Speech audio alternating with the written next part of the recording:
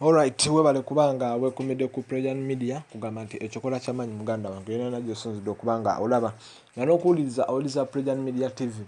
Kakati essaawa zino wenjogerera munnange nno omwami amanyiddwa nga Dauglas Lwanga. Gwe nno kakati nno abadde tamanyi Dauglas Lwanga.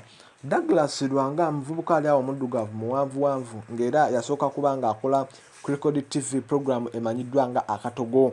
Program eno yali yakyakamuuko era ng'abantu ne batandika okuba nga bategeera Dauglas Lwanga yaani kubanga munnange yakolanga ebintu ebyewuunyo abantu ne bagamba omwana ono ajja bbaamu omulamwa. Olwo NTV n'ebyoka emupasula okuva ku Record TV ate n'emuleeta ku NTV n'aba ng'akola program emanyiddwa nga The Beat. Ate nno yo program The Beat yatunda nnyo nga bw'okiwulira okusinga Katogo ensi n'ebeera nga yonna etegeera Dauglas Lwanga. Kati wano mu kubeera nga akyase nnyo mu biseera bino eno ebya The Beat ng'abantu batandise okuba nga bategeera Dauglas Lwanga n'afoomingawo ekimanyiddwa nga Purple Party. Purple Party eno yabanga tuwa munnange nno nga agitwala mu bitundu eby'enjawulo eby'eggwanga muneeno ng'era abaana abayimbi bangi nnyo abaperforminga n'era nga ne bacomedian olumu abeera nabo.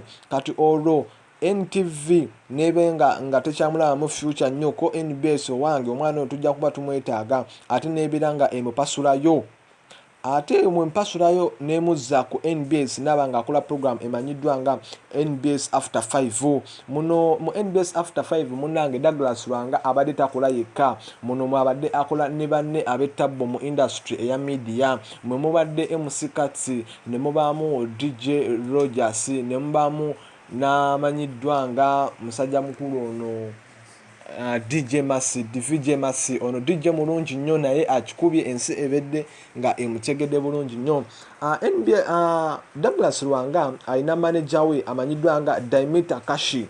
Daimita Kashi nange nno agwata mumanyi musajja ebavudde wala nnyo kuva ku NTV ng'era amukwasaganya nga muntu amubalira ku bitabo amukolera ku butwa we buto obw'enjawulo nga bambi alinga na muganda we nnyo emyaka yonna ebbanga bambi libakoledde abantu banene bonna nga Dauglas Lwanga asaana okuba alina ekintu kya musajja mukulu ono bambi kyayinza okumukolera. Kati musajja mukulu amanyiddwa nga Daimita Kashi manager wa Dauglas Lwanga ate nga ye manager wa Purple Party mu kuteeka Purple Party eno gye tumanyiddwa. Kati munnange kansuke nkujjukizeko emabegakaawo kati gwabadde tamanyi Purple Party emabegakaawo yali mu Jinja ebaddeko ehoyima ne mu Kampala yino bagitegekamuuko ate nga ekyakola tour ez'enjawulo era nga Purple Party eddako egenda kubeera ku Spina Beach egenda kuba munnange ekikwasaganya bulungi nnyo nga bw'okiwulira nga n'abayimbi bagenda kuba bangi nnyo. Daimita Kashi ebintu bino eno yabikuttemu ngamba manager wa Dauglas Lwanga. Kakati no Daimita Kashi ono yabadde yawumuddemuuko ng'ali we nga yebaseemuuko n'afuna akasimu ekiva ewa boss we amanyiddwa nga Douglas Lwanga. Munnange bayadde alowooza akasimu kaaki naye ate akasimu ke yamukubidde yamutegeeza butegeeza nti munnange wano ninawo obubaka bwo era oba osobola jangu obusange mu kifo bwe kiti. Daimita Kashi munnange teyakoze ensobi yonna nga yeesitukiramu nga agenda bulungi nnyo mu kifo kye bamugambye okutuuka munnange bamukubyeko surprise kino olowooza emmotoka kapyata Forester Subaru ng'eri ku UBF namba mpya.